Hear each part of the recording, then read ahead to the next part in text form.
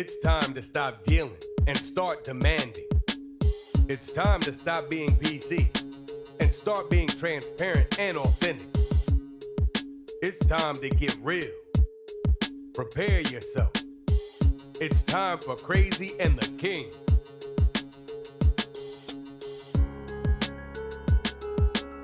Welcome to Crazy and the King.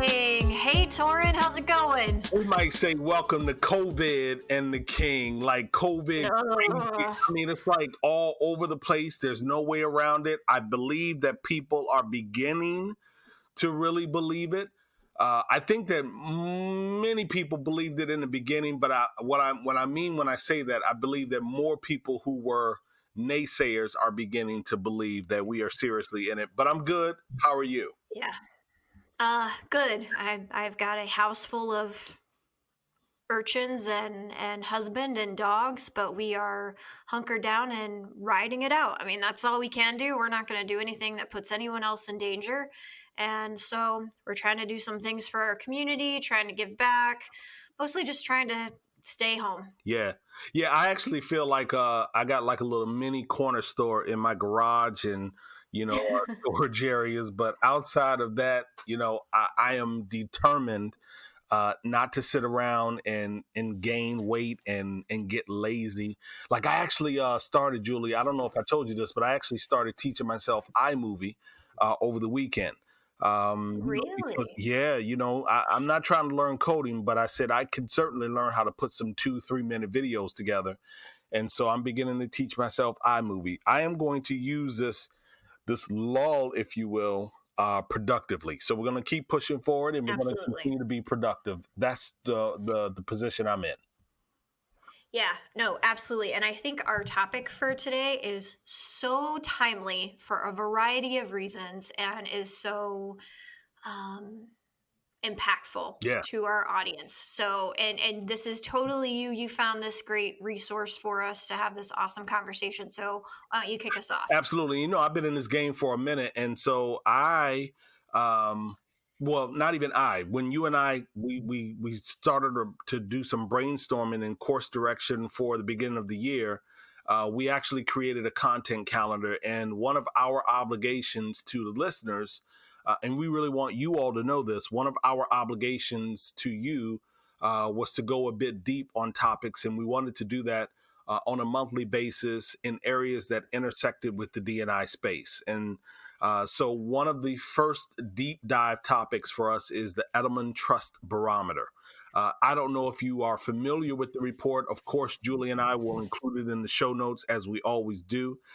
Edelman Trust Barometer is born out of the Edelman Agency. It's a firm that was established in 1952. And they are a global communications firm that partners with businesses and organizations to evolve, promote, and protect their brands and their reputations. So we're not talking about a slouch of an organization. They are very much so trusted. They are in a number of countries. They have thousands, tens of thousands of employees. And when I found this Edelman Trust Barometer about 3 years ago, it's been a resource that I've constantly looked at on a yearly basis. And then I refer to it, at various points throughout the year, because what they do is they really talk about the state of business. They talk about actually the state of business and beyond. And they really highlight what people are feeling as it relates to a couple of important sectors. Are you familiar with the report, Julie? I am, and I absolutely love the way that they're taking it on, because what you said is protecting brands and reputations, but we know that the best way to protect your brand and reputation is through action.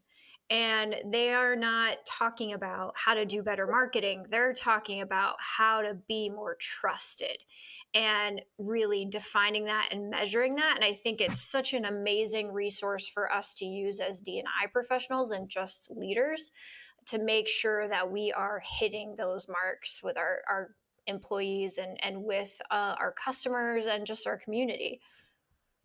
No, absolutely right. So what we'll do here is we're going to actually insert a small clip. We want to put in a small clip that I think sums it up very well from the current leader of Edelman. Take a listen. It's less than 2 minutes, and then Julie and I will be right back to hop in the conversation. The Edelman Trust Barometer 2020 is a paradox.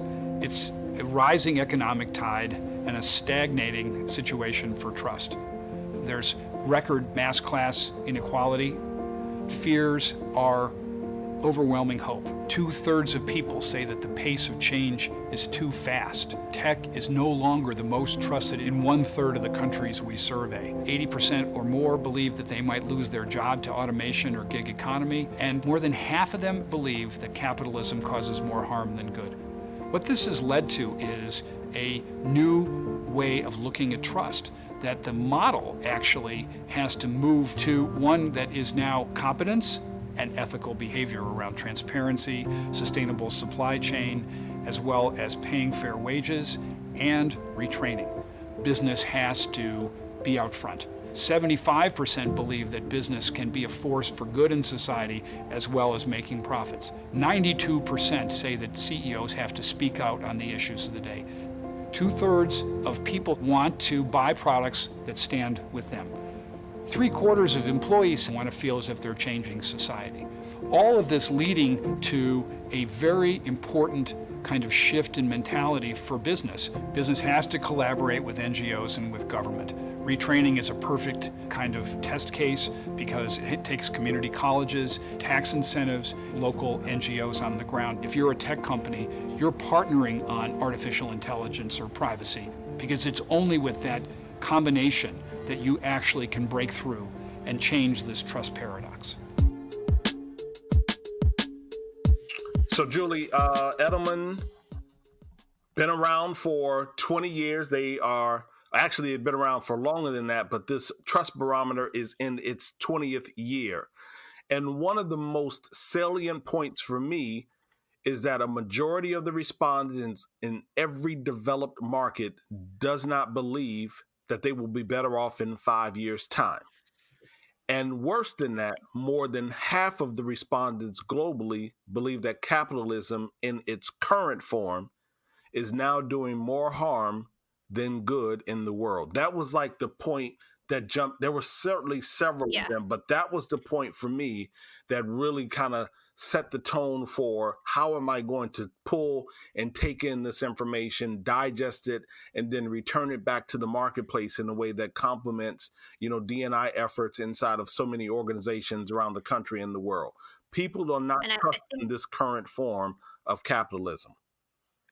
Yeah, and I think we need to take a second and let that just settle in. More than half of respondents globally believe that capitalism in its current form is doing more harm than good.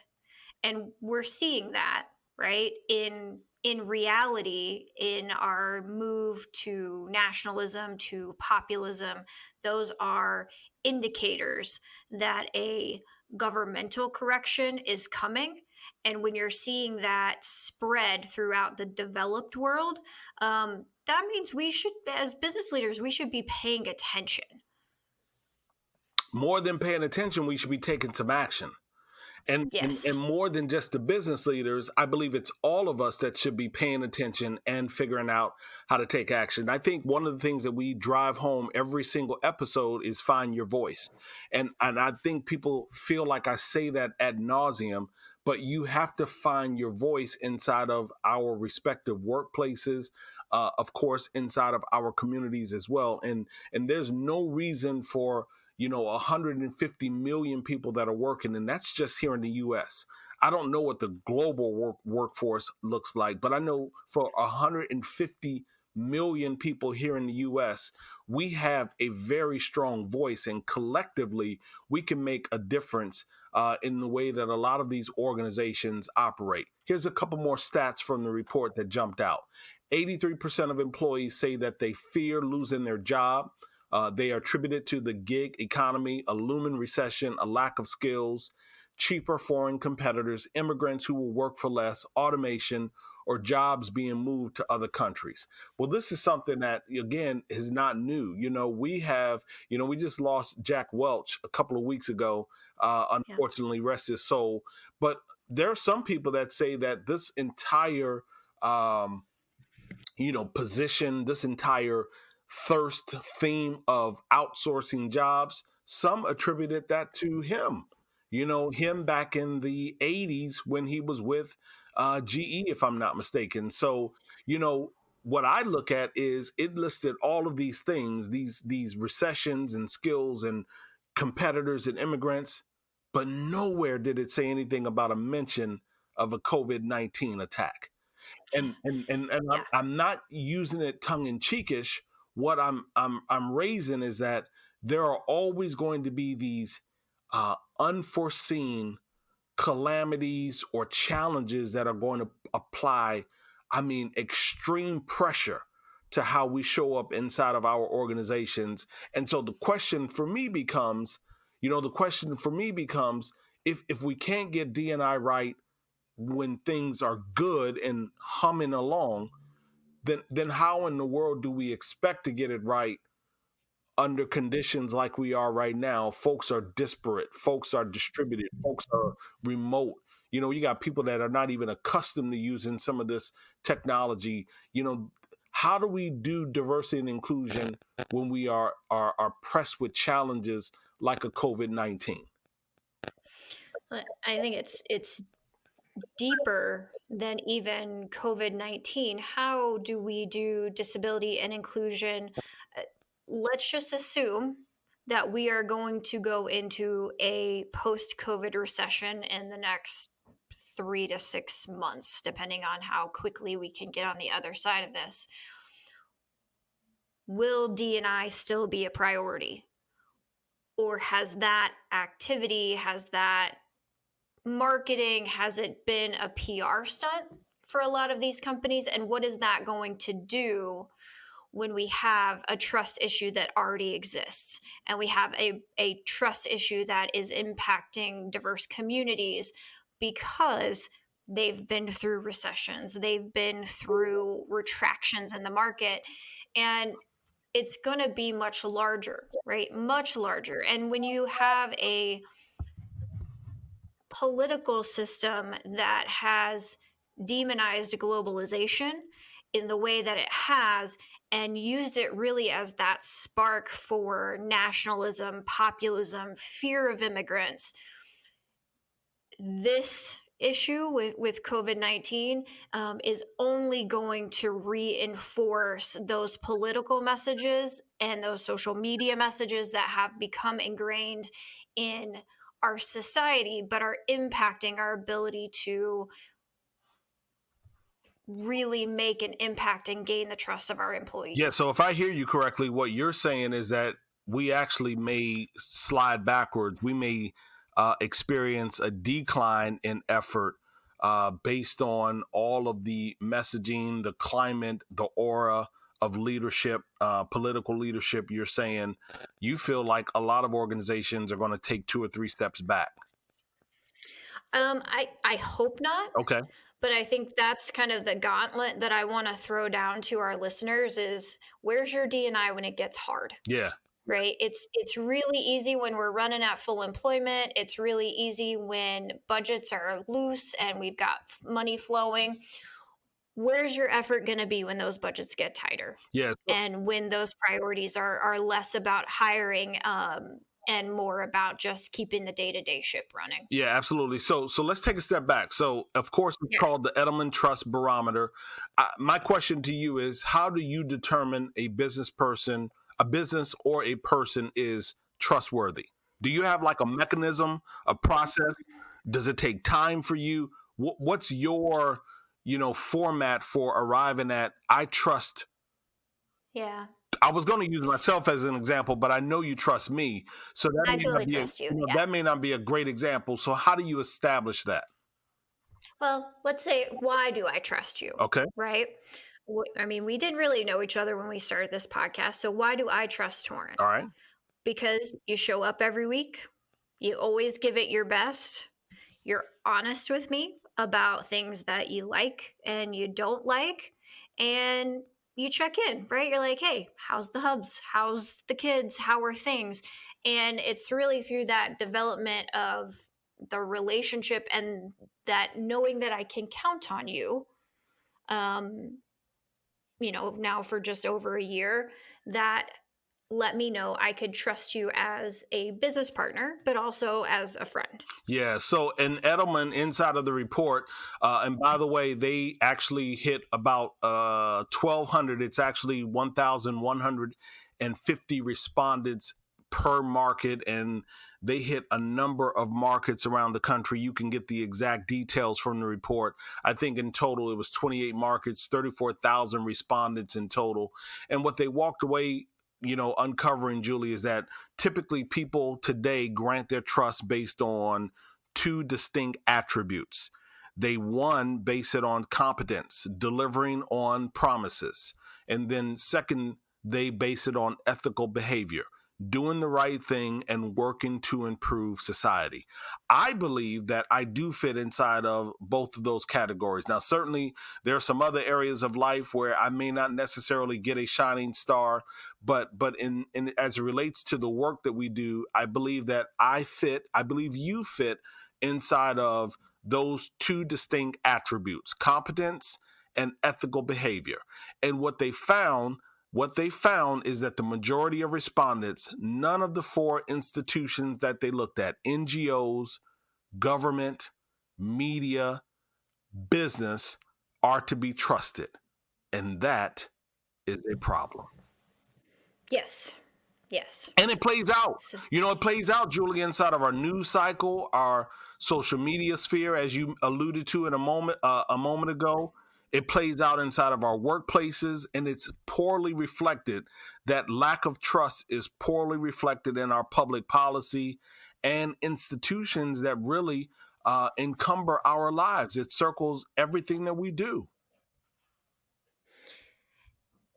and I mean, if we have trust in nothing, right? I mean, no institution right now as a whole has our trust, then really that develops into a paranoia almost, right? If you can't trust anything or anyone, how are you supposed to go and build a life based on instability? Yeah, well, and that can't make for happy employees. no, it can't make for happy employees. And again, the reason why we raise this as an issue is because we feel like no matter what your role is inside of the organization, no matter what position, title, authority you have in the organization, we want you to find or add a layer of authority, as in we want to arm you. We want you to read different material and operate a bit differently inside of your workplace. We don't necessarily want you to run in roughshod. We want you to be, informed, if you will. And so that's the reason why we are spending time in this episode going deep on the Edelman Trust Barometer, because it impacts each and every one of us in each and every one of our businesses, our business relationships, collaborations, strategic engagements. It impacts every single angle in how we connect those ends together to keep building and moving business forward. I want us to go deep on the report, Julie, and I know that you are prepared to do that. But before we do, let's just take a quick moment. It's about 1 minute and 50 seconds. Let's listen to, I believe her name is the Honorable Amber Rudd. She's the former Home Secretary over in London, and she's actually talking about how the Trust Barometer plays out in Parliament. And we did this because we don't want you to think that we're only focused on the U.S. Grab this video. We wanted to throw it in and give you a peek at how they are looking at it over in Europe, and we will be right back. The phrase is, you campaign in poetry, but govern in prose. And you often hear that soundbite with a sort of wry, cynical smile, and people accept that. They accept the kind of the view that politicians can exaggerate, but actually lie. No. A liar is one of the words that is banned in the House of Commons. If an MP uses it, or anything close to the word liar, another MP will call them out on it, the Speaker has to intervene, and the MP in question has to either withdraw or be escorted from the House of Commons. I'm told that there is a list somewhere of words that is close enough to liar to show you the meaning, but not actually get you expelled. I never actually found that list. But back to the so-called pros. And I think it's increasingly being identified by the public as being just too close to a lie. Politicians are usually careful to stay so close to the truth, partly for fear of the response from other politicians pointing the error.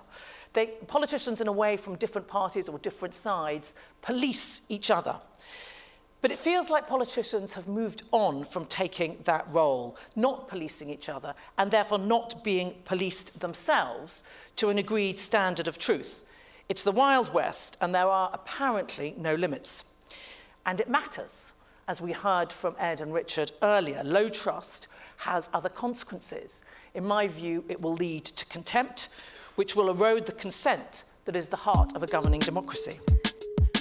All right, so something that really stood out to me in the report, but also in this last clip, is what does this lack of trust, or what does the trust barometer mean for the future of work? Yeah.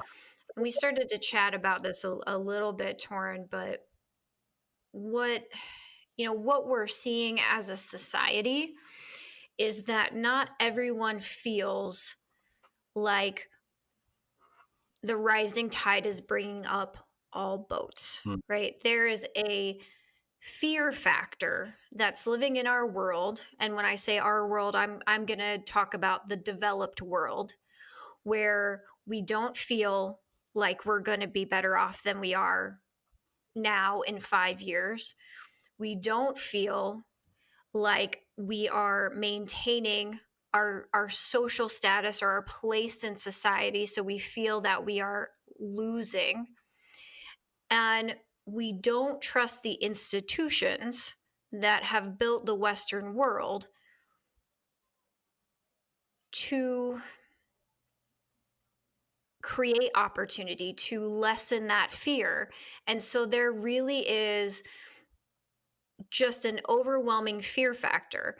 And part of that is due to what you mentioned at the top, is that fear of losing their job, right? Whether it's globalization, a gig economy, automation, outsourcing. People are scared of losing their job. They're scared of losing their ability to provide for their family. And we're also seeing this play out on a global scale when we're talking about a mass class divide, right? The biggest barrier to trust, or the break, I guess is a better way to say it, in those who trust and those who do not trust, is divided by income. And we have record high income equality in this country, but also in a record number of countries and at a record rate. And that's only going to continue to grow. And so when I'm thinking about what does that mean for the future of work and the class divide, right? What I see, what we're in right now with the COVID-19 situation, is that potentially our government is going to provide, I don't want to say bailout because it's a loaded word, but provide money for businesses not to go under. Yep. But what we've seen after a $1.5 trillion tax cut to corporations in this country is that instead of spending that money on R&D, instead of spending money on raising wages, instead of providing a living wage for employees, we saw a record number of stock buybacks, which benefits who? Corporations, executives, shareholders, absolutely, and the shareholders. Yep. Yes, and so my 401k until a few weeks ago was doing really great, and so okay, the person who's making $7.25 an hour and has been making $7.25 an hour for the last since the last time we raised the minimum wage 20 years ago, did not see that, has not seen the benefit of this economy. They have not seen the benefit of all of these promises that have been made both by corporations and government institutions. And so when we kind of take this as the base, right? What does it mean for the future of work? We already have a class divide. We already have a populace that is scared of being left behind, of losing their job, of not being able to live the American dream or the Western dream.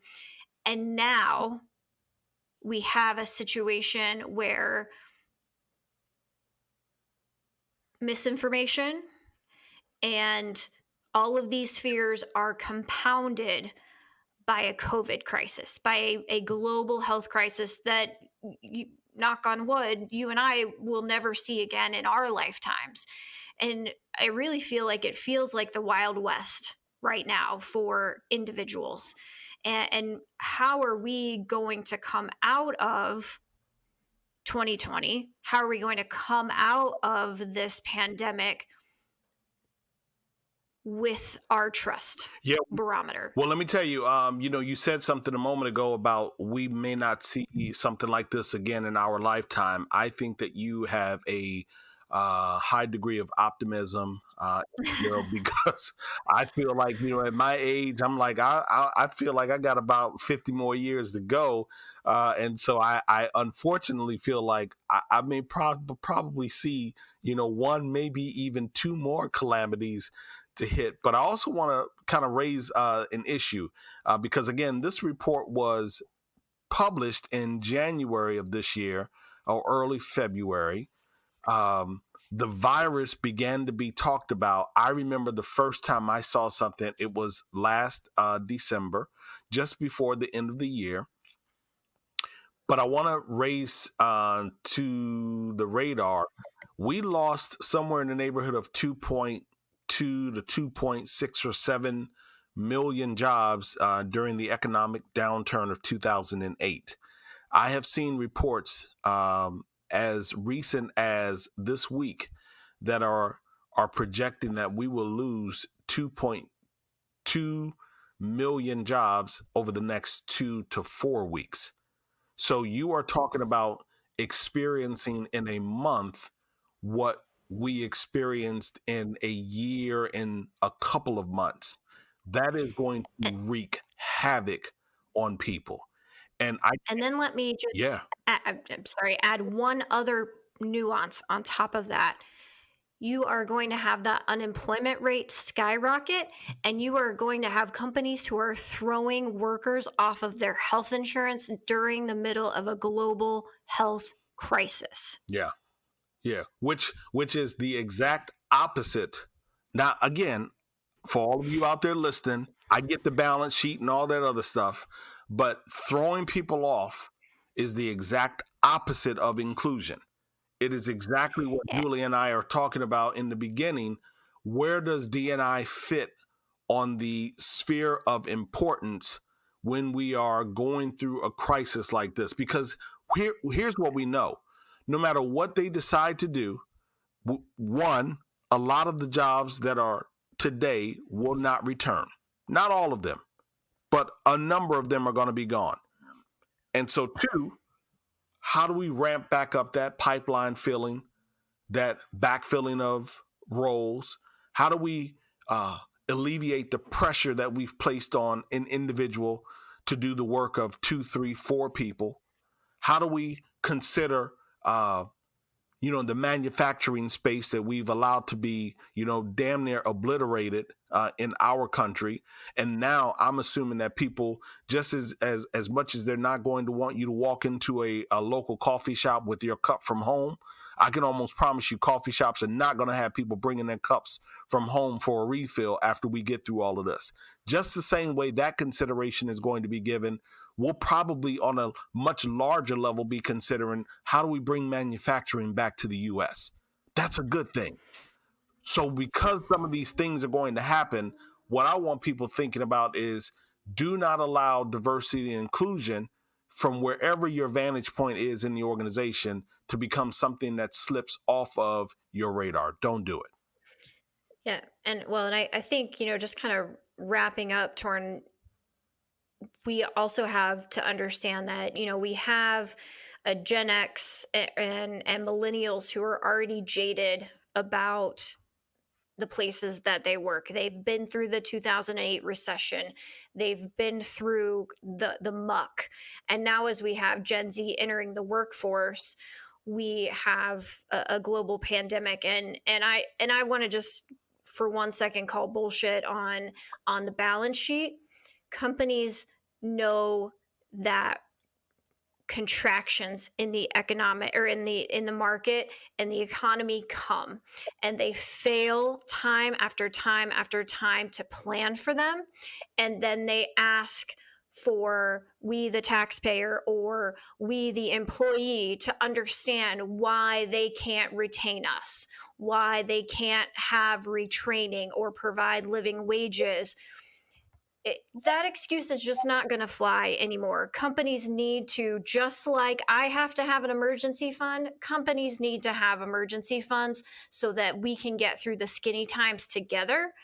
And until we do that, we're not going to raise trust. And when we also see D&I going out the door, all of those kind of things, it's just not going to mean the same, which is why as D&I leaders, right, what's the kind of happy takeaway, I guess, here is that business creates change. There's still so much power here.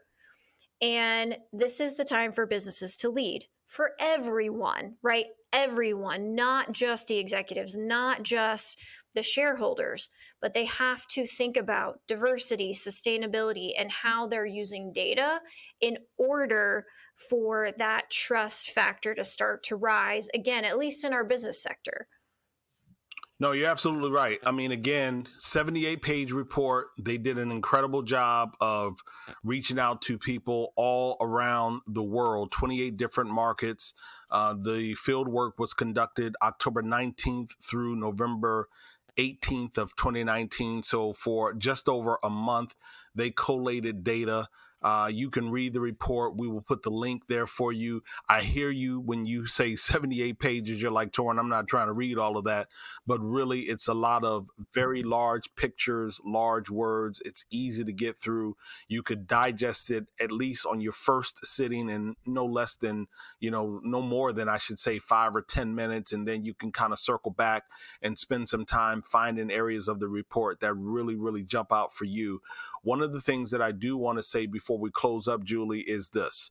While it's a report that I refer to, I probably take screenshots out, and not probably, I do take screenshots out and place them inside of my keynote presentations. I am disappointed in Edelman in a particular way. Number one, on the report, on the front page and throughout the report, there are no Black and brown people reflected inside of this report. You cannot go to all of these countries and not necessarily have representation in terms of imagery. You are collecting their data, but you are not referencing them. They are not imaged in the report. I find that to be a bit problematic. Some may call it petty. I call it recognition, if you will. The second thing that I want to raise is, from a global leadership perspective, Edelman is doing a great job on the gender base, 6 women, 8 men. So they do an incredible job in that regard. But once again, there are no Black and brown individuals in their highest levels of leadership. And so, yes, they do have a D&I message. Yes, they have internal groups for, a variety of sex of the workplace, LGBTQ or women and some of the others. Yes, they do have leadership, women in leadership, but all of that is standard in my opinion, and it should be the minimum for any firm, certainly a firm that we hold in such high regard. But again, it's just hard for me to ignore the glaring absence of Black and brown people at the highest levels of leadership within this report, and that's a challenge that I hope that they address and overcome soon. Yep. I think we need to point that out every time, especially when they're talking about diversity as a priority. Absolutely.